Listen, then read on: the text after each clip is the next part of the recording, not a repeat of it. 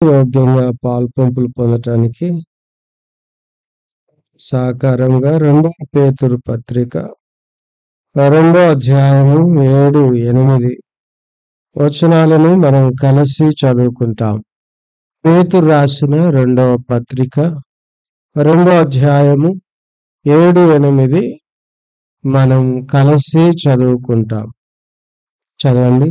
దుర్మార్గుల కామ వికారయుక్తమైన నడవడి చేత బహుబాధపడిన నీతిమంతుడగు లోతును తప్పించెను.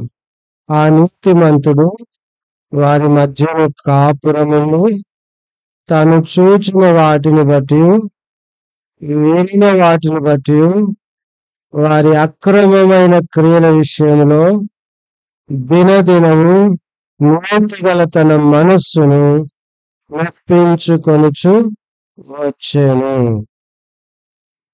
ప్రభు సహాయం కొరకు ప్రార్థన చేసుకుంటాం. ప్రియ తండ్రి, చదువుకున్న ఈ లేఖన భాగమును మా కొరకు విరిచి వడ్డించి పంచిపెట్టండి.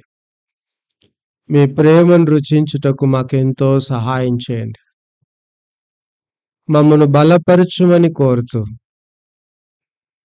మమ్మను జ్ఞాపకం చేసుకోనమని అడుగుతూ, మీ దాసుని కటాక్షించుమని ప్రాధేయపడుతూ, చేరొచ్చిన మీ బిడ్డలు శ్రేష్ఠులు, వారి అక్కర ఎరిగి మాట్లాడమని, వారికి నీళ్లను బండలో నుండి ఇచ్చావు ప్రభువా. మీ వాక్యమును మా కొరకు అనుగ్రహించమని యేసు ప్రభు నాను ప్రాంచి వేడుకొంచున్నాం తండ్రి. ఆమేన్.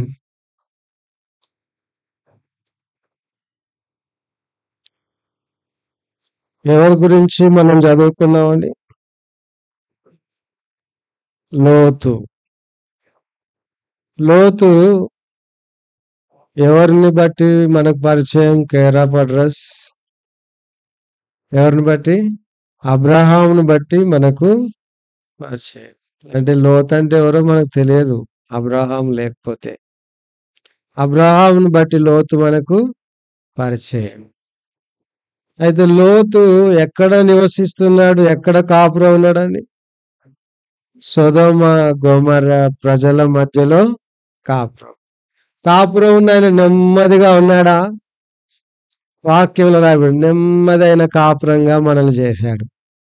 కానీ లోతు కాపురంలో ఏం లేదు. దినదినము నీతిగల తన మనస్సును ఏం చేశాడంట? నొప్పించుకున్నాడు. ఎందుకంటే తాను ఏ ప్రజల మధ్యలో కాపురం ఉన్నాడో ఆ ప్రజల క్రియలు, ఆ ప్రజల ఆలోచనలు, ఆ ప్రజల చూపులు అస్సలు మంచివి కావు. ఎంత మంచివి కావో చెప్పనా? దేవదూతలు వస్తేనే ఆ ఊరికి, ఆ దేవదూతలు మేము కూడాలి అని చెప్పి ఆ ఇంటికి వచ్చి ఉన్నారండి. అలాంటి వాళ్ళు మనుషులు కాదు. ఎవరంటే దేవదూతలు. అంటే వారు ఎంత చెడ్డవారైనారో, దేవుని దృష్టికి వాళ్ళు ఎంత దుర్మార్గంగా ప్రవర్తించారో దీన్ని బట్టి మనకు వారి మధ్యలో ఎవరు కాపురం ఉన్నారండి? లోతు కాపురం ఉన్నాడు. లోతు కాపురం ఉండి ఏమైనా బాగుపడ్డాడా? గొప్పోడయ్యాడా? పేరు ప్రతిష్టలు వచ్చినాయా? ఏమీ లేదు. చెడిపోయిన కుటుంబం. లోతు కుటుంబము చెడిపోయిన కుటుంబం, పడగొట్టుకున్న కుటుంబం అని కూడా చెప్పచ్చు. తన కుటుంబాన్ని తానే ఏం చేశాడండి? పడగొట్టుకున్నాడు. పేతురు రాసిన మొదటి పత్రికలో పేతురు ఏమని రాస్తున్నాడో చూడండి. 3వ అధ్యాయం 7వ వచనం. 3వ అధ్యాయం 7వ వచనం. అటువలే పురుషులారా, జీవమను కృపావరములో మీ భార్యలు మీతో పాలివారైనారని ఎరిగి ఎక్కువ బలహీనమైన ఘటమని భార్యను సన్మానించి మీ ప్రార్థనలకు అభ్యంతరం కలగకున్నట్లు జ్ఞానం చొప్పున వారితో కాపురము చేయుడి. పేతురు భక్తుడు ఏమని రాస్తున్నాడని, జ్ఞానము చొప్పున మీ భార్యలతో కాపురము చేయుడి అని రాస్తున్నాడు. మరి లోతు తన కాపురాన్ని తానే ఏం చేశాడు అంటే పడగొట్టుకున్నాడు. ఈరోజు మన అంశం ఏంటంటే చెడిపోయిన కుటుంబం. చెప్పడానికి కొంచెం బాధగానే ఉంది. మందిరానికి వస్తే అన్నయ్య చెడిపోయిన కుటుంబం గురించి చెప్తున్నాడా అని అనుకుంటారేమో. కానీ కొన్ని విషయాలు మనం చెప్పుకోక తప్పట్లేదు, అవసరమై ఉన్నది. ఈ కుటుంబం గురించి చెప్పుకుంటున్నాం అంటే మన కుటుంబాన్ని కాపాడుకోవాలని అర్థం. ఈ కుటుంబాన్ని గురించి చెప్పుకుంటున్నాం అంటే మన కుటుంబాన్ని కాపాడుకోవాలి. కుటుంబం అంటే ఎంత విలువైందో తెలుసా? ఈ కుటుంబ వ్యవస్థ దేవుడు ఏర్పాటు చేసింది. ఆది కాండములో నరుడు ఒంటరిగా ఉండుట మంచిది కాదు అన్నాడు.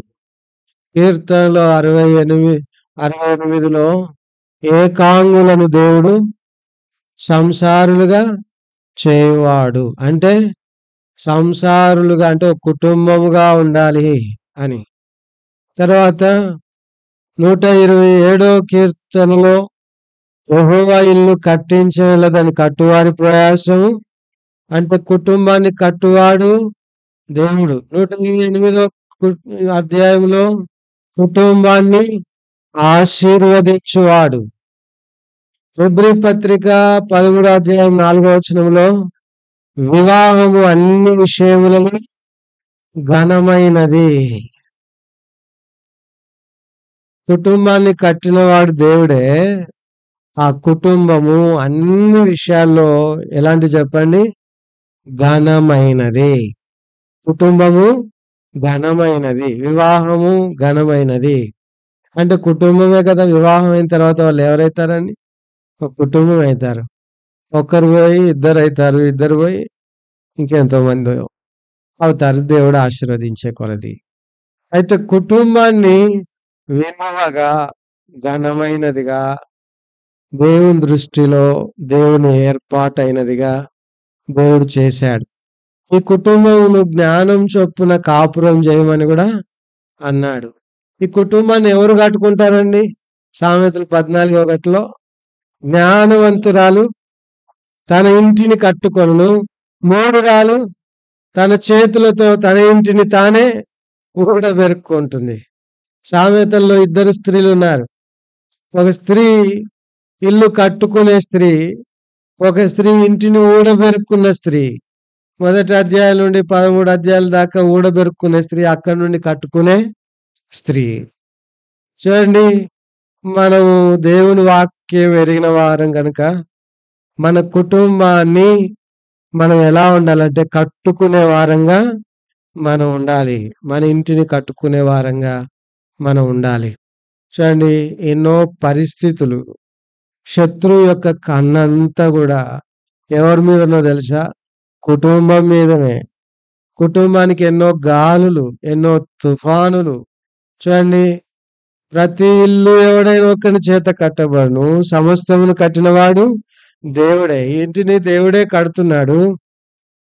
ఇంకా ఏమంటున్నాడంటే, బుద్ధిమంతుడు బండ మీద తన ఇల్లు కట్టుకొనిన నా మాట విని వాటి చొప్పున చేయువాడు బుద్ధిమంతుని పోనీడును. చూడండి, ఇల్లు ఎక్కడ కట్టుకుంటున్నాడు? బండ మీద కట్టుకుంటున్నాడు. ఆ ఇల్లు కట్టుకునే వాడిని ఏమని పిలుస్తున్నాడని? బుద్ధిమంతుడు అని పిలుస్తా ఉన్నారు. బట్ మనం బుద్ధిగా, జ్ఞానంగా మన ఇంటిని మనం కట్టుకోవాలి. దాని ద్వారా దేవునికి మహిమ, దేవుడు ఘనపరచబడతాడు, దేవుడు కీర్తించబడతాడు. మన ఇల్లు కట్టుకునే విషయంలో మనము లెక్క లేకుండా ఉండొద్దు. పట్టినట్టుగా ఉండొద్దు. తగు జాగ్రత్తలు మనము తీసుకోవాలి. ఇల్లు కట్టుకునే విషయంలో మంచి భక్తిగా, శ్రద్ధగా దేవుని పైన మనం ఆధారపడాలి. చూడండి, ఇప్పుడు లోతు దగ్గరికెళ్ళి, లోతు ఎలా ఉన్నావు, బాగున్నావా అని మనం అడిగితే లోతు ఏమంటాడో తెలుసా? అబ్బే చెడిపోయాను అంటాడు, పడిపోయాను అంటాడు, నా వల్ల కాలేదు అంటాడు. కానీ వాక్యం ఆయన గురించి ఏమని స్టేట్మెంట్ ఇచ్చిందో తెలుసా? నీతిమంతుడైన లోతు. పేరైతే నీతిమంతుడని వచ్చింది, కానీ ఇంటిని కట్టుకునే విషయంలో ఏమైనాడు ఆయన? పడిపోయాడు, చెడిపోయాడు, ఆయన చేత కాలేదు. అయితే దాన్ని పడిపోకముందు ఇప్పుడు నువ్వు ఎలా బ్రతుకుతున్నావంటే, అయ్యా నేను చెడిపోయి బ్రతుకుతున్నానయ్యా. అంతా అయిపోయిన తర్వాత లోతు నువ్వు ఎలా బ్రతుకుతున్నావు అంటే ఏమంటే చెప్పండి, నిన్ను చెడిపోయి బ్రతుకుతా. అంతా అయిపోకముందు ఎలా బ్రతుకుతున్నావు అని అడిగితే ఏమంటాడో తెలుసా? చూడండి ఒక మాట, 12వ అధ్యాయం ఆదికాండం, ఆదికాండము 12వ అధ్యాయము 4వ వచనం. యెహోవా అతనితో చెప్పిన ప్రకారము అబ్రహాము వెళ్ళెను, లోతు అతనితో కూడా వెళ్ళెను. లోతు అతడితో కూడా వెళ్ళెను. 5వ వచనం. అబ్రహాము తన భార్య అయిన శారాయిని, తన సహోదరుని కుమారుడైన లోతును, హారాను తాను వారిని ఆర్జించిన యావదాస్తిని, వారు సంపాదించిన సమస్తమైన వారిని తీసుకొని కానాను దేశములకు వెళ్ళటకు బయలుదేరి కానానుకు దేశములకు వచ్చారు. చూడండి, ఇప్పుడు అడిగితే కొన్ని 2-3 సంవత్సరాల తర్వాత ఇప్పుడు అడిగితే, లోతు నువ్వు ఎలా ఉన్నావు అంటే, నేను చక్కగా బ్రతుకుతున్నానయ్యా. ఇప్పుడు అడిగితే లోతుని ఏమంటాడో తెలుసా? ఏమంటాడండి? నేను బాగున్నాను అంటాడు, నేను చక్కగా ఉన్నాను అంటాడు, నేను బ్రతుకుతున్నాను అంటాడు, నేను బలహీనతలు లేకుండా ఉన్నానంటాడు, ఐఎమ్ పర్ఫెక్ట్ అంటాడు. ఆనందం ఉంటది తన జీవితంలో, సంతోషంగా ఉండుంటాడు, భార్య పిల్లలున్నారు, చక్కగా ఉండుంటాడు, పశువులున్నాయి, మందలున్నాయి, పనివారున్నారు, హ్యాపీ, చాలా చక్కగా ఉంటాడు. అయితే కుటుంబం విషయమైన నిర్విచారణ అంటే సరైన గ్రహింపు లేకపోవటం. ఒకప్పుడు చెడిపోయిండే అబ్రహాంతో వచ్చాడు, ఇప్పుడు చక్కగా బ్రతుకుతున్నాడు. అయితే చివరికి ఎలా ఉన్నావు లోతు అంటే చెడిపోయినా అంటాడు, అంటే బ్రతికి చెడినవాడు. లోతు ఎవరండి? మంచి నీతియుక్తమైన బ్రతికి చెడినటువంటి వాడు. నీతిగా బ్రతికినప్పుడు చాలా ఆనందం, చెడిపోయినప్పుడు అంతకంటే భయంకరమైన ఎన్నో రెట్లు ఎక్కువ బాధ, వేదన, హృదయం పగిలిపోయే పరిస్థితులు. అయితే ప్రభు భూమి మీదకి వచ్చింది ఎందుకో తెలుసా? పాడైపోయిన జీవితాలను మంచిగా బ్రతకడానికి మార్గం చూపించడానికి యేసుప్రభు వచ్చాడు.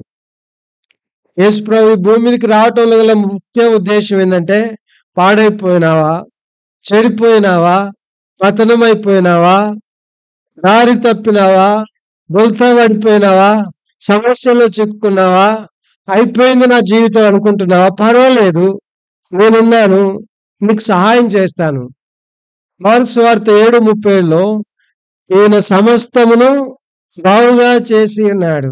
అపోస్తుల కార్యంలో పడిపోయిన దావీదు గుడారం ఆయన మరలా కట్టోడు, పాడైపోయిన దాన్ని బాగు చేయవాడు, చెడిపోయిన దాన్ని బాగు చేయవాడు.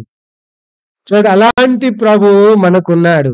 అయితే లోతు జీవితంలో మనం జ్ఞాపకం చేసుకుంటే, బ్రతికి ఒక చక్కటి జీవితాన్ని జీవించి తన కుటుంబ విషయమైన అవగాహన సరిగా లేక, సరైన నిర్ణయం తీసుకోక ఏమైపోయినాడంటే ఆయన చెడిపోయాడు. మంచిగా బ్రతికి చెడిపోతే అదెంతో దుర్బలం. చెడిపోయి బ్రతికితే చెడిపోయి మంచిగా బ్రతుకుతే చాలా ఆనందం, గొప్ప అనుభూతి, చాలా చక్కగా ఉంటది. అయితే ఈరోజు మనం ఏం చూస్తున్నాం ఈ ప్రపంచంలో, ఈ దేశాల్లో, మన దేశంలో, మన ప్రాంతంలో అంటే బ్రతికి చెడిపోతున్నారు. బ్రతికి చెడిపోతా ఉంటే మనకు చలనం లేదు, మనకు పట్టింపు లేదు, మనకు ఆలోచన లేదు, మనకు ఆ ఆరాటము లేదు. ఏముందిలే, ఆడే కదా చెడిపోయింది, నేను బాగున్నాను. వాడు చెడిపోయినది అలా చెడిపోతూ వస్తా ఉంటే ఒకరోజు మనం కూడా ఏం కాబోతున్నామండి? చెడిపోయే స్థితిలోకి వెళ్ళిపోతున్నాం. చెడుగు అనే చూడండి, పులిసిన ముద్ద కొంచెమే, ముద్ద మంచి ముద్ద చాలా ఎక్కువ, పులిసిన ముద్ద ఇంతే. కానీ ఆ పులిసిన ముద్ద మంచి ముద్ద అంతటిని ఏం చేస్తుంది చెప్పండి? చెడగొడుతుంది, పులే చేస్తుంది. అలాగే చెడిపోతున్న దాన్ని ఏం చేయాలి చెప్పండి? తీసి పారేయాలి. అప్పుడు ఉన్నది షుగర్ వచ్చింది, పుండయింది, కాలు తింటా ఉంది, పోతుంది తినుకుంటా, చెడిపోయింది. ఇప్పుడు డాక్టర్ దగ్గరికి వెళ్ళాం, ఏం చేస్తారండి? చెడిపోయిన దాన్ని తీసేస్తాడు. అయ్యో నా కాలు, నా వేలు, నా చేయి, నా అవయవము, నాలోనిది నాకు తీసివేయటం ఇష్టం లేదు అంటే ఏమవుతావు? చచ్చిపోతావు. కాబట్టి మీకు అర్థం అవుతుంది అనుకుంటున్నాను ఈ మాటలు. కాబట్టి జీవిత యాత్రలో మనం చెడిపోకుండా బ్రతకడానికి మనం ఇష్టపడాలి. చూడండి, చక్కటి పిలుపు దేవుడు అబ్రహామును పిలిచాడు. అబ్రహాము విడిచినట్టే బంధువులను, అబ్రహాము తండ్రి ఇంటిని విడిచినట్టే, అబ్రహాము చూడండి ఆ దేశాన్ని విడిచినట్టే లోతు విడిచిపెట్టాడు. అబ్రహాం విశ్వాసంతో అడుగులు వేసినట్లుగా లోతు అడుగు వేశాడు. అబ్రహాం చక్కటి ఆనందాన్ని అనుభవించినట్లుగా లోతు అనుభవించాడు. అబ్రహాం బలిపీఠం కడితే లోతు అక్కడ ఆనందించాడు. అబ్రహాము బలి అర్పిస్తే లోతు కూడా బలి అర్పించుంటాడు. చూడండి, ఇలాగున చక్కటి కుటుంబము చక్కగా జరిగిపోతా ఉంది. జరిగిపోతా ఉన్నప్పుడు చూడండి ఏం జరిగింది అనంటే, ఒకరోజు అబ్రహాము నుండి లోతు వేరు చేయబడవలసి వచ్చింది. అబ్రహాం నుండి లోతు దూరం పోవాల్సి వచ్చింది. అబ్రహాము ఇంతవరకు అబ్రహాంతో కలిసి ఉన్నాడు లోతు, ఇప్పుడు అబ్రహాముకు దూరం అయిపోయినాడు. అక్కడ సమస్య ఏర్పడింది, అక్కడ ఇబ్బంది ఏర్పడింది. చూడండి 13వ అధ్యాయం 10వ వచనం, 13వ అధ్యాయం లోతు తన కన్నులెత్తి యొర్దాను ప్రాంతమంతటిని చూచెను. యెహోవా సొదొమ గొమొర్రా పట్టణములను నాశనం చేయకమునుపు చేరికి వచ్చే వరకు అనంత యెహోవా తోటలను ఐగుప్తు దేశము వలెను నీలిపారు దేశమై ఉండెను. లోతు కన్నులెత్తి యొర్దాను ప్రాంతమంతటిని చూచెను. లోతు కన్నులెత్తి ఎవరిని చూసినాడండి? ఎవరిని చూశాడు? యొర్దాను ప్రాంతమంతటిని చూచాడు. చూడండి 12వ వచనంలో ఒక మాట చూడండి, 12వ వచనంలో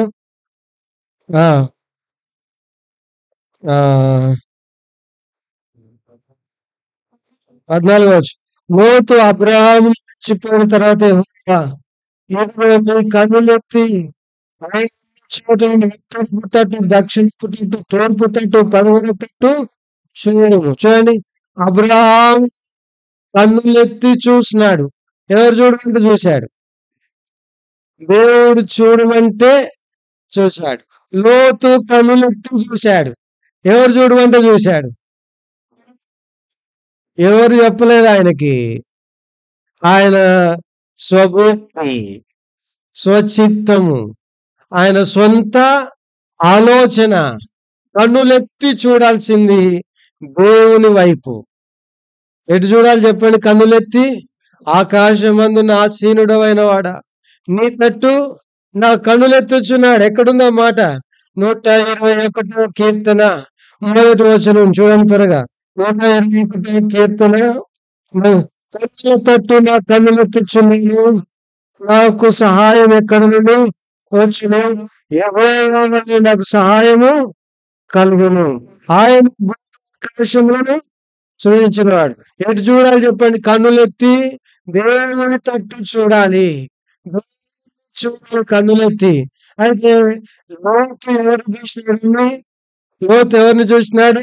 యోర్దాను ప్రాంతమంతటిని చూచాడు, తన సుబుద్ధిని ఆధారం చేసుకుని. 123 కీర్తన 4వ వచనం, లేదంటే 123 కీర్తన 2వ వచనం. దాసుల కన్నులు తమ యజమాని చేతి తట్టును, దాసి కన్నులు తమ యజమాని వాళ్ళ చేతి తట్టును చూచినట్లు మన దేవుడు మనలను కరుణించే వరకు మన ఆయన తట్టు చూచుచున్నవి. మొదటి వచనం, ఆకాశం ఆశ్రయుడైన వాడ నీ తట్టు నా కన్నులెత్తుచున్నాను. చూడండి, కొండల తట్టు కాదు, యోర్దాను ప్రాంతం అంతటి తట్టు కాదు, కానాను తట్టు కాదు, కనిపించే వాటి వైపు కాదు.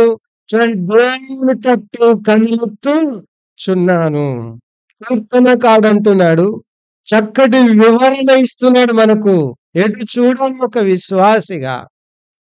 కుటుంబాన్ని కట్టుకోవడానికి, ఒక ఉన్నత స్థానంలోనికి వెళ్ళటానికి, జీవితంలో సక్సెస్ గా చూడండి, ఒక మంచి ఉన్నతమైన విధానంలో వర్ధిల్లడానికి మనం ఎవరిని చూడాలంటే, ఆకాశమందు ఆసీనుడైన వాడ నీ తట్టు నేను కన్నులెత్తుచున్నాను.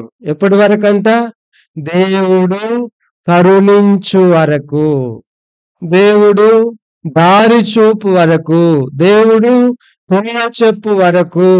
చూడండి, లోతు దేవుణ్ణి చూచాడా? యోర్దాను చూశాడా? ఎటు చూశాడండి? లోతుకు దేవుణ్ణి చూచే అనుభవం క్రమేణా ఏం చేయబడుతుందండి? తగ్గిపోతుంది. దేవుణ్ణి చూడాలి, దేవుడు నాకు సహాయం చేస్తాడు, దేవుడు నన్ను నడిపిస్తాడు, నేను దేవుడు చూపిన మార్గంలోకి వెళ్తే బ్రతుకుతాను అని అనుకుంటే బాగుండేది. అయితే ఆయన నిదానంగా ఏం చేసినాడంటే, ఆత్మీయ విషయంలో చల్లారిపోతా ఉన్నాడు. ఎందుకు అనంటే, చూడండి 8వ వచనం, 13వ అధ్యాయము 8వ వచనంలో ఒక మాట ఉంది. కాబట్టి అబ్రహాము, మనం బంధువులము గనుక నాకును నీకును నా పశువులకును నా పశువుల కాపర్లకును నీ పశువుల కాపర్లకును కలహం ఉండకూడదు. అంటే ఏం జరుగుతుందంటండి? ఏం జరుగుతుందంట? కలిసి వచ్చిన వారికి కలహం ఏర్పడింది. ఉమ్మడిగా ఉండాల్సినటువంటి వారు, విశ్వాసంతో ఉండాల్సినటువంటి వారికి ఏమి ఏర్పడిందండి? కలహం ఏర్పడింది. కలహం ఏర్పడినప్పుడు లోతు ఏం చేయాలో తెలుసా? మనకు అది మంచిది కాదు, కలహం మనకు వద్దు, మనం కలిసిపోవాలి అని చెప్పి లోతు తన పశువుల కాపర్లకు చెప్పుకోవాలి. చెప్పుకోలేదు. అంటే ప్లాన్ గా అబ్రహాం నుండి వేరవటానికి ఆయన ఒక ప్లాన్ వేసుకున్నాడు. ఏం జరిగిందో? కలహ మనస్సు వచ్చింది. కలహ మనసు వచ్చిన తర్వాత ఇప్పుడు అబ్రహాం నోటి నుండే అబ్రహామే అంటున్నాడు, అయ్యా, మనం కలిసి ఉండి కలహించే కంటే మనం వేరుగా ఉండి సంతోషంగా ఉండటము మంచిది. ఇదిగో ఇంత స్థలం ఉంది, నువ్వు ఎక్కడికి వెళ్తావో ముందు నీవే నిర్ణయం చేసుకో. అంటే ఆత్మీయుడైతే, ఒకవేళ చిన్నవాడైతే, ఆత్మీయుడైన, దేవుని స్నేహితుడైన, విశ్వాసులకు తండ్రి అయిన అబ్రహామును ఏం అడగాల్సింది చెప్పండి? అయ్యా, నేను నీతో వచ్చాను, నువ్వు నన్ను ఎటుండు అంటావో చెప్పు, నేను అటుంటానయ్యా, నేను అక్కడ బ్రతుకుతాను, నాకు ఆలోచన చెప్పు. కలహం వచ్చింది, కలిసి ఉండలేకపోతున్నాం, అయితే ఎటుండాలో చెప్పు అని అబ్రహాం ఏం చేయాలి చెప్పండి? అడగాల్సింది. అబ్రహాం అడగలేదు. కన్నులు, ఆ మాట ఎప్పుడైతే వచ్చిందో అబ్రహాం నోటి నుండి, ఇప్పుడు ఆయన ఏం చేశాడండి? కన్నులెత్తి యోర్దాను ప్రాంతం అంతటిని చూచాడు. అది సొదొమ గొమొర్రా ప్రదేశ పట్టణ ప్రాంతం. అది ఎలా ఉందంటండి, నీళ్లు పాడు దేశం, యెహోవా తోట వలెను పచ్చ పచ్చగాను సమృద్ధిగాను కొరత లేనిదిగాను బాగా, నేను అక్కడికి వెళ్తే చాలు చక్కగా ఉంటాను, నా పశువులకు గాని నాకు గాని కొరతలా, ఇక ఇబ్బంది ఉండదు, తృప్తిగా ఉండొచ్చు అని అనుకున్నాడు. అని అనుకొని ఆలోచన చేసి నిర్ణయం తీసుకొని అటువైపు వెళ్ళాడు. నేను అటు పోతున్నాను, నేను ఆ ప్రదేశాన్ని ఎన్నుకున్నాను, నేను వెళ్తానని చెప్పి లోతు ఏం చేసినాడండి, పచ్చ పచ్చగా ఉండే విశ్వాసమును బట్టి కాక వెలుచూపును బట్టి ఏం చేసినాడండి, తీర్మానం తీసుకున్నాడు. పై చూపులను బట్టి వెళ్ళాడు, దేవుణ్ణి చూడక, దేవుని దగ్గర నుండి సహాయం వచ్చేదాకా కనిపెట్టకుండా స్వబుద్ధితో సొంత ఆలోచన చేత తాను వెళ్ళిపోయినాడు. వాక్యంలో రాయబడింది 16వ అధ్యాయం, సామెతలు 3వ అధ్యాయము చూడండి 5వ వచనం. సామెతలు 3వ అధ్యాయము 5వ వచనమేనా, నీ స్వబుద్ధిని ఆధారము చేసుకొనక నీ పూర్ణ హృదయముతో యెహోవా యందు నమ్మిక ఉంచుము. నీ పూర్ణ హృదయముతో యెహోవా యందు నమ్మిక ఉంచుము. నీ స్వబుద్ధిని ఆధారం చేసుకొనకుము అంటే స్వబుద్ధిని ఆధారం చేసుకున్నాడు. యెహోవా యందు నమ్మిక ఉంచుమంటే పచ్చగా కనబడే దాని మీద ఏం చేసినాడండి, నమ్మకం ఉంచాడు. ఎవరు చెప్పండి గట్టిగా, ఎవరు? లోతు. స్వబుద్ధిని ఆధారం చేసుకున్నాడు, దేవుని పైన నమ్మకం ఉంచలేదు, కనబడే పచ్చగా కనబడే దాని మీద నమ్మకం ఉంచాడు. వెళ్ళిపోయాడు కుటుంబం తీసుకొని. అంటే ఇప్పుడు కుటుంబములకు యజమానుడైన యజమానుని యొక్క నిర్ణయము సరిగా లేదు. అంటే కుటుంబానికి యజమానుడైన తానే ఒకప్పుడు మంచిగా బ్రతికినానని చెప్పిన ఆయనే ఇప్పుడు తాను నేను నా బ్రతుకు సరిలేదు చెడిపోయానని ఒక రోజు మనం అడిగితే చెప్తారు కదా. ఏంటి కారణం అంటే మొదటి విషయము ఇక్కడ తన నిర్ణయము సరిగా లేదు, దైవికమైంది కాదు, దేవుని చిత్తం చొప్పున తీసుకున్న నిర్ణయము కాదు. దేవుని ఆజ్ఞను ఆయన పాటించలేదు. దేవుని ఆజ్ఞను పాటించకపోతే దేవునికి నష్టమా, మనకు నష్టమా? దేవునికి ఏమైనా లాస్ ఉందా? నా ఇష్టం, నేను ఎందుకు ఆయన ఆజ్ఞలను పాటించాలి, ఆయన వాక్యాన్ని ఎందుకు వినాలి, ఆయన వాక్య ప్రకారం ఎందుకు ప్రవర్తించాలి, ఆయన వాక్యం చెప్పినట్లుగా నేను ఎందుకు నడుచుకోవాలి, నా ఇష్టం నాకు ఆలోచన వచ్చినట్లు నడుచుకుంటా అంటే దేవునికి ఏ లాసు లేదు. ఆయన దయతలిచే మన మీద కృప చూపించి పరలోక రాజ్యం ఇవ్వాలని చూస్తున్నాడు. అయితే ఆయన ఆజ్ఞలను మీరి మన జీవితాలనే మనం కొలాప్స్ చేసుకుంటున్నాం, నష్టపరుచుకుంటున్నాం, పడగొట్టుకుంటున్నాం, శాంతి లేకుండా చేసుకుంటున్నాం, ఇబ్బందుల పాలు చేసుకుంటున్నాం. ఇక్కడ కుటుంబం ఎవరున్నారండి? ఇక్కడ లోతు భార్య, లోతు పిల్లలు, కుటుంబం ఉన్నది. ఆ కుటుంబ యజమానుడు నిర్ణయం తీసుకున్నాడు, ఆ నిర్ణయము సరైనది కాదు. ఆ నిర్ణయం ముమ్మాటికి తప్పు నిర్ణయము. ఎందుకంటే తను తీసుకున్న నిర్ణయంలో దేవుని యందు నమ్మిక ఉంచుట లేదు. తాను తీసుకున్న నిర్ణయంలో దేవుని తట్టు చూచుట లేదు. దేవుడు కరుణిస్తాడన్న సంగతి ఆ నిర్ణయంలో లేదు. ఆయన కన్నులెత్తి చూచింది దేవుని వైపు కాదు, ఆయన కన్నులెత్తి చూసింది భౌతికంగా కనబడే వాటి విషయంలో కన్నులెత్తి చూచాడు. చూసి నిర్ణయం తీసుకున్నాడు, వెళ్తానన్నాడు. అబ్రహాం ఏమీ మాట్లాడలేదు, సరే నీ ఇష్టం అన్నాడు. అంతా కూడగట్టుకున్నాడు, ఆస్తి, పనివారు, మందలు, చూడండి అవన్నీ ఆయనకు రావాల్సిన అన్ని తీసుకున్నాడు, వెళ్ళిపోయినాడు. వెళ్ళిపోయి మొదట ఎక్కడున్నాడండి? చూడండి ఆయన ఎక్కడున్నాడు? 10వ వచనము 12వ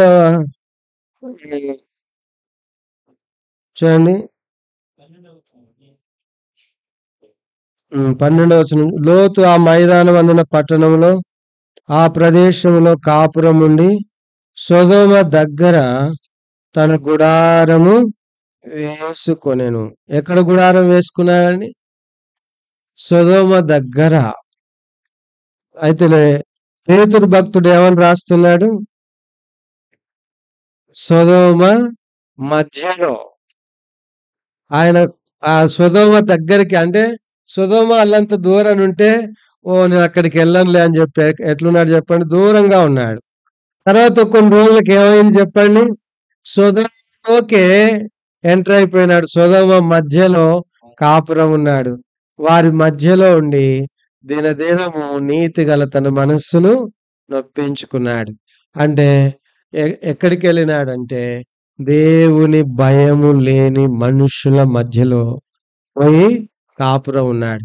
అక్కడ బలిపీఠము లేదు, అక్కడ ప్రార్థన లేదు, అక్కడ వాక్యము లేదు, అక్కడ దేవుని గురించి వచ్చి పలకరించేవారు లేరు, హెచ్చరించేవారు లేరు, దేవుని పిల్లల యొక్క సంప్రదింపులు లేవు. చూడండి, ఒంటరి వాడైపోయినాడు. లోకంతో కలిసిపోయినాడు. లోకం మధ్యలో నివాసం ఉంటున్నాడు. వారి మాటలు వేరు, వారి విధానం వేరు, వారి యొక్క ఆచారాలు వేరు, వారి పద్ధతులు వేరు. వాళ్ళు పూర్తిగా చెడిపోయిన వారు. అలాంటి ప్రజల మధ్యలో ఇప్పుడు ఎవరు కాపురం ఉన్నారండి? లోతు కుటుంబముతో కాపురం ఉన్నాడు. ఆస్తి పాస్తులు కలిగి అక్కడ కాపురం ఉన్నాడు. సంతోషంగా ఉన్నాడంటే లేదు. దినదినం తన మనస్సును ఏం చేస్తున్నాడు? నొప్పించుకున్నాడు. భార్య మాట వినట్లేదు, పిల్లలు మాట వినట్లేదు, తన మనస్సు తనను బాధ పెడతా ఉంది. ఆనందం కోల్పోయినాడు, ఆత్మీయత కోల్పోయినాడు, ప్రార్థన కోల్పోయినాడు. ఏదో బ్రతుకుతున్నానంటే బ్రతుకుతున్నాడు కానీ తన జీవితంలో చాలా నష్టపోయాడు. భౌతికంగా ఉన్నాయి, పశువులు ఉన్నాయి, మందలు ఉన్నాయి, పనివారు ఉన్నారు, భార్య ఉంది, పిల్లలు ఉన్నారు, అన్ని బాగానే ఉన్నాయి. ఆత్మీయంగా చూస్తే ఏం చేసినాడండి? ఆయన సరిగా లేడు. చూడండి, దేవుడు ఆయన చూసి ఏమనుకున్నాడో? మౌనం వహించాడు. నీ కర్మ, నువ్వు వెళ్ళావు అని అనుకున్నాడేమో. అయితే అబ్రహామును దర్శించడానికి దేవుడు వస్తున్నాడు. అబ్రహాంతో దేవుడు మాట్లాడుతున్నాడు. అబ్రహాం బలిపీఠం కడతా ఉన్నాడు. అబ్రహాంతో సహవాసం చేస్తా ఉన్నాడు. లోతుతో దేవుని సహవాసము లేదు. లోతు సొదొమ గొమొర్రాలో ఉన్నాడన్న సంగతిని కూడా దేవుడు మనసున పెట్టలేదు. నాకెందుకులే అన్నట్లుగా జీవించినాడు. లోతు అక్కడ ఉన్నాడన్న సంగతి ఎవరు చెప్పారు? దేవునికి. అబ్రహాం, అయ్యా అక్కడ లోతున్నాడు, కాపాడవంటే ఇప్పుడు ఏం చేసినాడండి? దేవుడు లోతును కాపాడటానికి వచ్చాడు. ప్రియ స్నేహితుడా, కుటుంబాన్ని కాపాడుకునే బాధ్యత మన మీద ఉంది.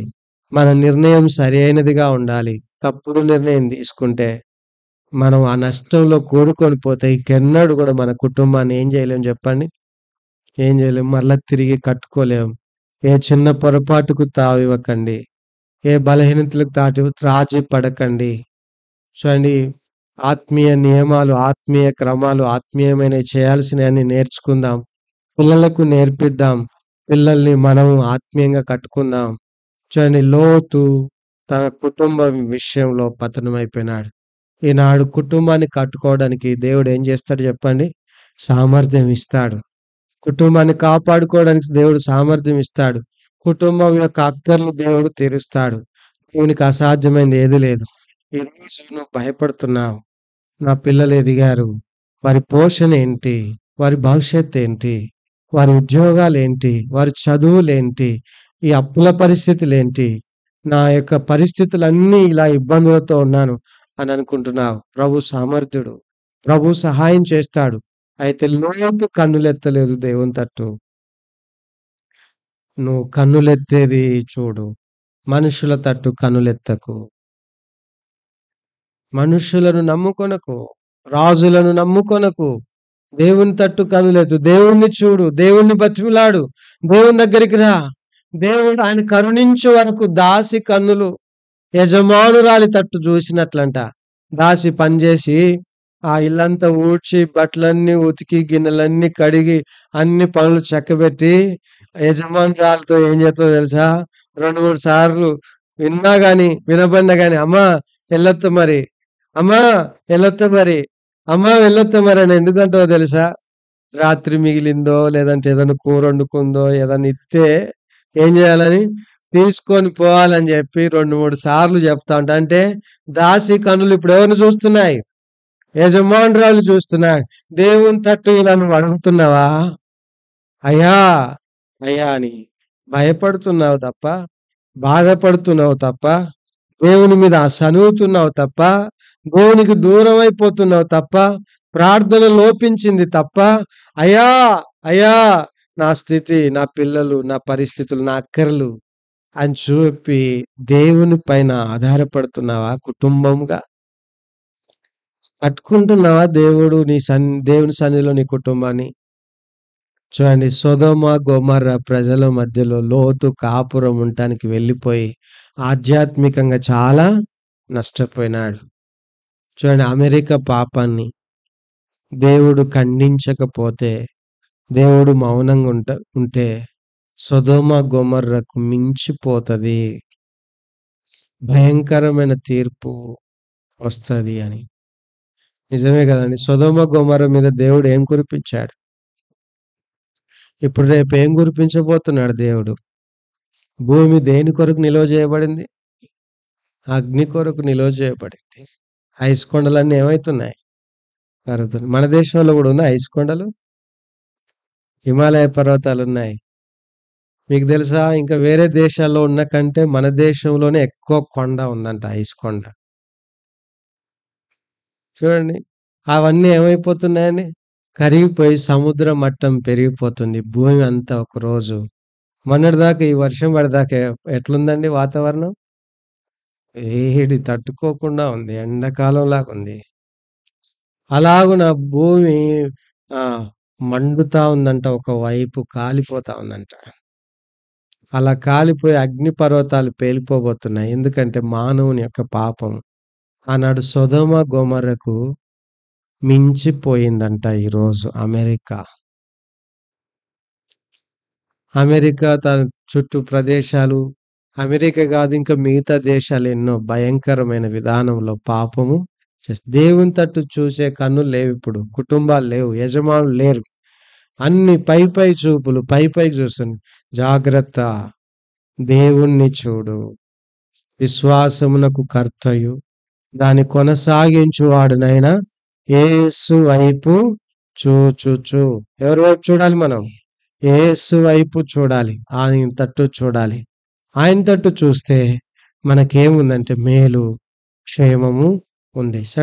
మొదటి బలహీనత పురుషునిలో ఏంటా బలహీనత? సరి అయిన నిర్ణయం తీసుకోలేకపోయినాడు. నిర్ణయం తీసుకున్నట్లో తప్పిపోయినాడు. పురుషుడు నిర్ణయం తీసుకునేటప్పుడు చూడండి, స్త్రీ ఏం చేయాలంటే ఆలోచన చెప్పాలి. పురుషుడు నిర్ణయం తీసుకుంటే ఈ స్త్రీ మౌనంగా ఉంది. లోతు భార్య, ఆమె పేరేంటి చెప్తారా? లేదు, పేరు రాయటానికి దేవుడు ఇష్టపడలేదు. పేరే రాయలేదు. లోతును రాశాడు. లోతు పిల్లలు అన్నాడు, వాళ్ళ పేర్లు కూడా రాయలేదు. అబ్రహాం పేరు రాసినాడు, షారా పేరు రాసినాడు, ఆగర్ పేరు రాసినాడు, ఇస్మాయిల్ పేరు రాసినాడు, కెతురా పేరు రాసినాడు, వాళ్ళ పిల్లల పేరు రాసినాడు, ఇస్సాక్ పేరు రాసినాడు, తన భార్య పేరు రాసినాడు, వారి పిల్లల పేరు రాసినాడు. కానీ లోతు భార్య పేరు రాయటానికి దేవుడు ఏం చేయలేదు చెప్పండి? ఇష్టపడలేదు. అంటే లోతు కుటుంబం చెడిపోవటానికి భార్య ఆమె 100% సహకరించింది. ఏం చేయడానికి? చెడిపోవటానికి, చెడగొట్టుకోవడానికి, బాగు చేయడానికి కాదు, బాగుపడడానికి కాదు. ఈరోజు ఒక భార్య, ఒక కుటుంబకురాలు, ఒక గృహస్థ జీవితంలో దేవునికి సహకరిస్తున్నావు. భర్త నడవడి, పిల్లల నడవడి ఎవరు కనిపెట్టాలని? చూడండి, భార్య కనిపెట్టాలి. గుణవతి అయిన భార్యగా ఉండాలి. అట్టిది ముత్యం కంటే అమూల్యమైనది. జ్ఞానం కలిగి ఉండాలి. జ్ఞానం చొప్పున కాపురం చేయాలి. జ్ఞానంతో ఇల్లు కట్టుకోవాలి. ఇంటి వారి నడతలను బాగా కనిపెట్టాలి. తర్వాత చీకటితోనే లేవాలి, కష్టపడాలి, పని చేయాలి. ఇవన్నీ కూడా స్త్రీ యొక్క బాధ్యత అయి ఉంటున్నది. అయితే ఆమె పూర్తిగా లోకస్తురాలు. నీతిగల తన మనసును నొప్పించుకున్నాడు. ఎక్కడుంది? సొదొమ గొమొర్రాలో ఎవరు? లోతు. ఆమె నొప్పి లేదు. ఆమె ఎవరంటే పూర్తిగా లోకములో కలిసిపోయింది. లోకమును ప్రేమిస్తా ఉంది. లోకమును తనలో చేర్చుకుంది. లోకంలో ఆమె ఉంది. ఆమెలో లోకముంది. ఆమె ఆలోచనలన్నీ లోక సంబంధం. దేవదూతలు మన ఇంటికి వస్తున్నారంటే నువ్వే వండుకో అన్నదంట. వాళ్ళకి ఆతిథ్యం ఇవ్వటానికి కూడా ఆమెకేం లేదు చెప్పండి. ఇష్టం లేదు. దేవుడంటే దేవదూతలంటే ఆమెకేం లేదు. ఇష్టమే కాలేదు. పట్టలేదు. అంటే పూర్తిగా లోకస్తురాలైపోయింది. లోకస్తురాలైపోయింది. అందుకనే కొత్త నిబంధనలో లూకా సువార్త 17వ అధ్యాయం 32వ వచనంలో ఈ మాట రాయబడింది చూడండి. లూకా సువార్త 17వ అధ్యాయము 32వ వచనం. లోతు భార్యను జ్ఞాపకము చేసుకొనుడి. ఎవరిని జ్ఞాపకం చేసుకోవాలంట? తను తాను రక్షించుకోలేకపోయింది. దేవుని మాట దేవుడు మాట్లాడినప్పుడు దేవుడు కనికరించి సొదొమ గొమొర్రాను బయటికి తీసుకొచ్చినా గాని దేవుని మాటను విని తన్ను తాను రక్షించుకోలేక నాశనం అయిపోయింది. ఉప్పు స్తంభం అయిపోయింది. ఏమైందండి లోతు భార్య? చూస్తుండగా నడుస్తుండగా ఏమైపోయింది? ఉప్పు స్తంభం అయిపోయింది. చూడండి, లోతేమో ఒక మంచి ప్లేస్ లో ఉండి దేవుణ్ణి చూడమంటే ఎవరు చూసినాడండి? సొదొమ గొమొర్రా పట్టణాల వైపు ఉన్న భౌతికమైన దాన్ని చూసినాడు. అయితే ఇప్పుడు లోతు భార్య ఏమో నీ ముందుకు చూడు, నీ ముందు మార్గాన్ని చూడు, దేవుణ్ణి చూడు అనంటే ఆమె తిరిగి ఎవరిని చూసింది? సొదొమ గొమొర్రా పట్టణాలను అలా చూసింది. అలా తిరిగి చూడగానే ఏమైపోయిందండి? ఉప్పు స్తంభం అయిపోయింది. అలా తిరిగి చూస్తా ఉంటే లోతు అన్నాడంట, అమ్మ తిరిగి చూడకు పిల్లల మీదంట మమ్మే చూడొద్దు. వాళ్ళ మాట ఏమి లెక్క చేయలే. ఏమైందిలే అనుకుంది. ఒక్కసారి ఇలా తిరిగి చూసింది. తిరిగి చూసేసరికి ఏమైపోయిందండి? నిలువెత్తున ఒక శిల అయిపోయింది. ఉప్పు స్తంభం అయిపోయింది. లోతు హృదయం ఒక్కసారి పగిలిపోయిందేమో. లోతు యొక్క మనసు, లోతు పిల్లల యొక్క మనసు, అయ్యో దేవుని మాట వినలేదే, దేవుని ఆజ్ఞలు చూడలేదే. చూడండి, దేవుడు అటు చూడమంటే దేవుడు ఇటు చూడొద్దంటే లోతు చూశాడు. అప్పుడు ఇప్పుడు లోతు భార్య చూసింది. ఆమె పూర్తిగా ఎవరు చెప్పండి?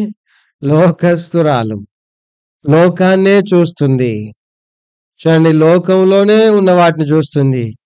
మీరు ఆ మాట చూడండి.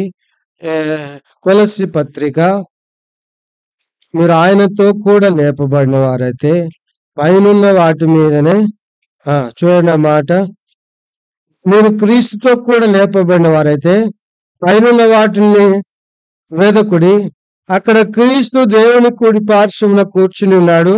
చూడండి ఆ మాట గమనించండి. 2వ వచనం 3వ అధ్యాయం. పైనున్న వాటి మీదనే గాని భూ సంబంధమైన వాటి మీద మనస్సు పెట్టుకొనకుడి. ఏలైనగా మీరు మృతి పొందితిరి, మీ జీవం క్రీస్తుతో కూడా దేవుని యందు దాచబడి పైనున్న వాటి మీదనే మీ మనసు పెట్టుకోడు. అంటే లోతు భార్య యొక్క మనసు ఎక్కడుంది? సొదొమ గొమొర్రా మీదనే నా మనసు ఉంది. సొదొమ గొమొర్రాలో హాయిగా నివసించా, బంగారం ఉండే, మంచం ఉండే, హ్యాపీగా ఉంటుంది. ఇప్పుడు ఎందుకు అక్కడ నుండి తోలేస్తున్నాడు దేవుడు, వెళ్ళిపోమంటున్నాడు దేవుడు, ఏమైంది అని చెప్పి సొదొమ మీద మనసు ఉంది, దేవుని మీద మనస్సు లేదు. సొదొమను చూసింది, ఒకసారి తిరిగి చూసింది. అంటే ఇప్పుడు లోతు కన్నులు దేవుని మీద లేవు విజయరాజన్న.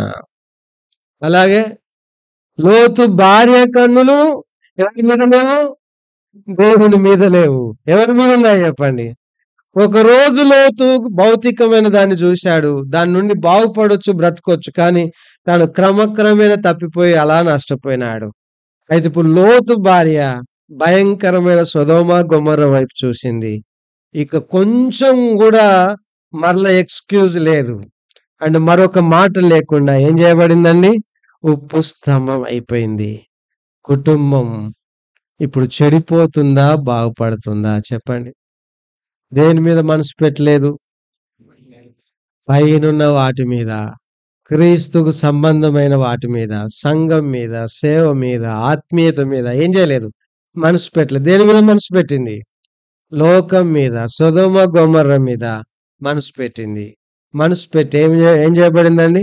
ఉప్పు స్తంభం అయిపోయింది. ఉప్పు స్తంభం. ఎంత భయంకరమైన పరిస్థితి ఇది.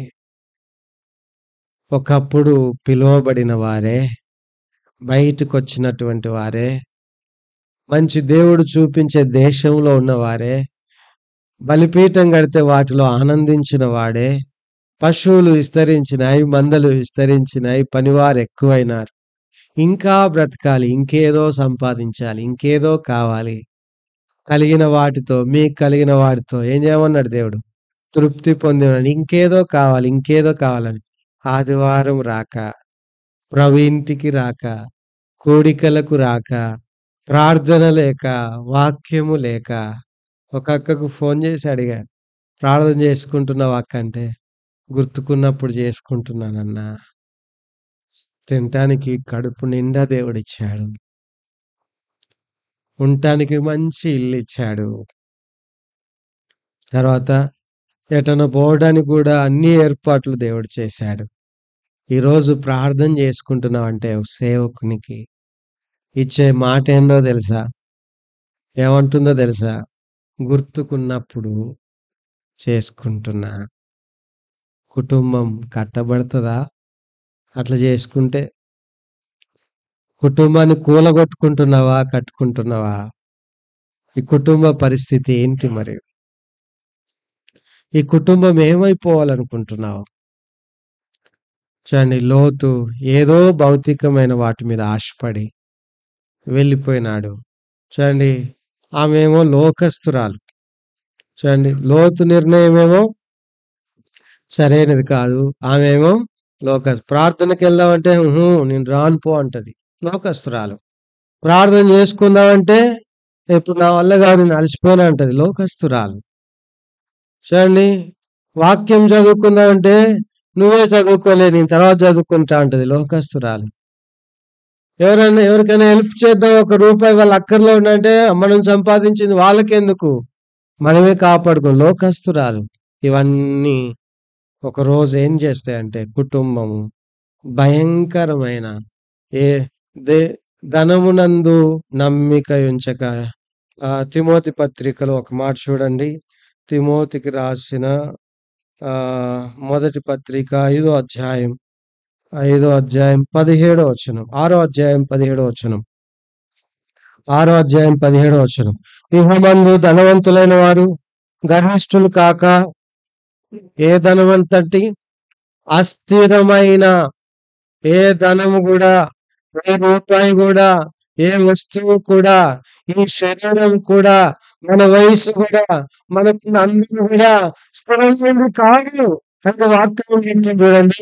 అస్థిరమైన ధనమునందు నమ్మిక సుఖముగా అనుభవించుటకు సమస్తం మనకు ధారాళముగా దయచేసి దేవుని అందే నమ్మిక. ఈ కుటుంబంలో అది ఉండదు. ఏ కుటుంబం అని?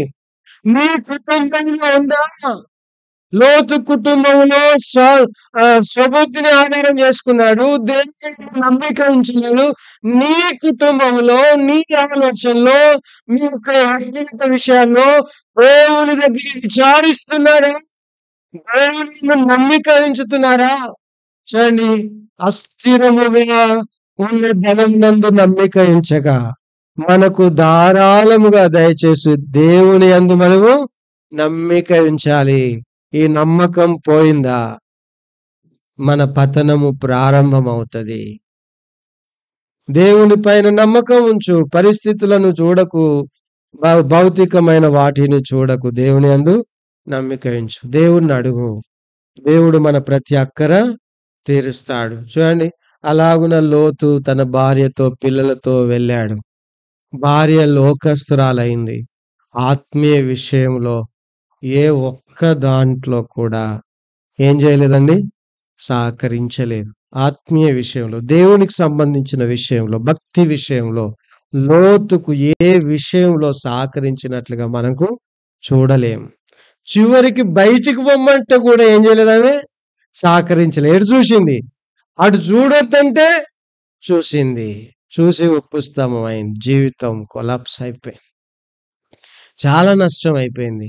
చూడండి, ఇప్పుడు ఇలాంటి పరిస్థితులు ఎదుర్కొన్నటువంటి లోతు జీవితంలో దేవుని యొక్క ఆలోచనను గ్రహించక తాను ఎంతో నష్టపోయినాడు. లోతు ఎంత చెప్పినా భార్య వినలేదు, నా ఇష్టం అన్నది. అంటే లోతు యొక్క ప్రభావం లేదు. తర్వాత లోతు ఎంత చెప్పిన పిల్లలు కూడా వినలేదు, నా ఇష్టం అన్నారు. పిల్లలు వాళ్ళ సొంత మార్గంలో నడిచారు, భార్య తన మార్గంలో నడిచింది.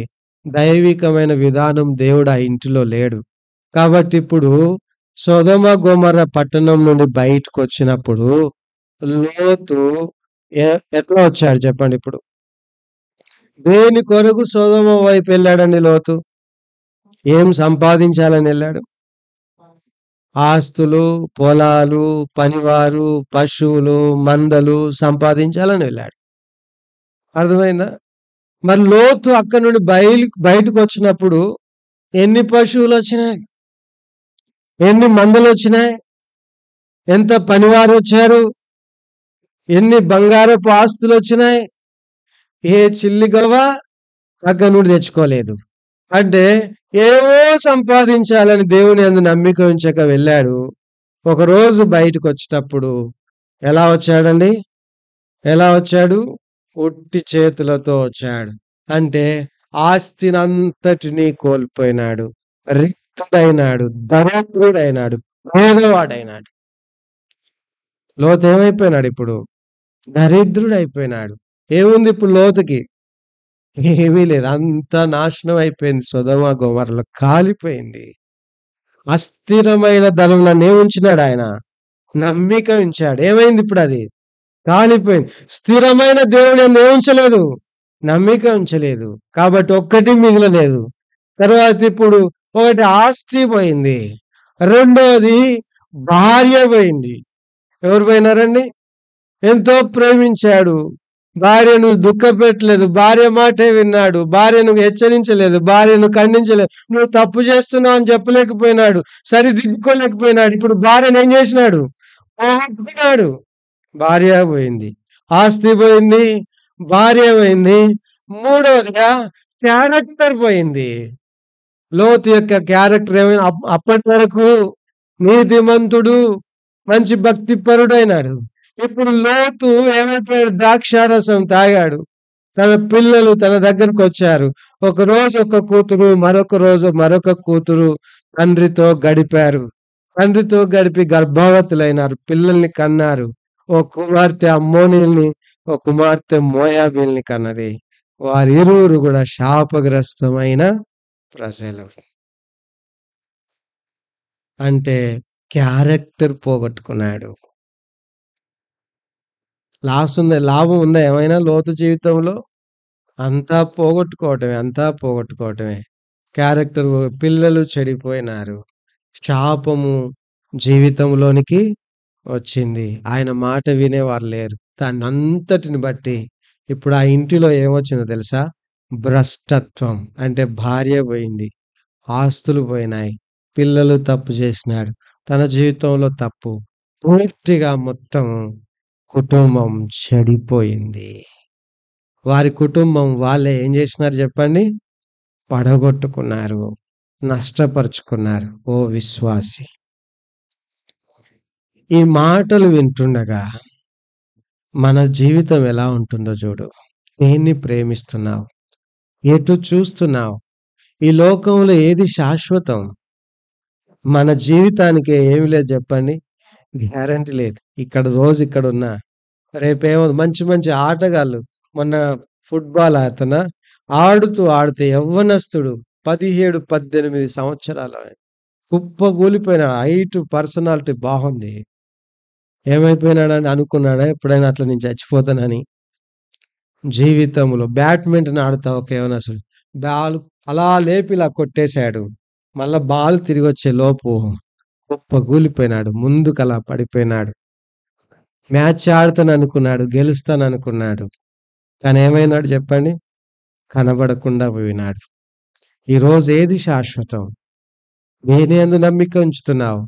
నీ స్వబుద్ధిని ఆధారం చేసుకుంటున్నావా? కనబడే భౌతికమైన వాటిని చూస్తున్నావా? దేవుణ్ణి చూస్తున్నావా? నువ్వెటు చూస్తున్నావు? ఏ నిర్ణయం తీసుకుంటున్నావు? నీ భర్తను నువ్వెలా చక్కబెట్టుకుంటున్నావు పొరపాటుంటే?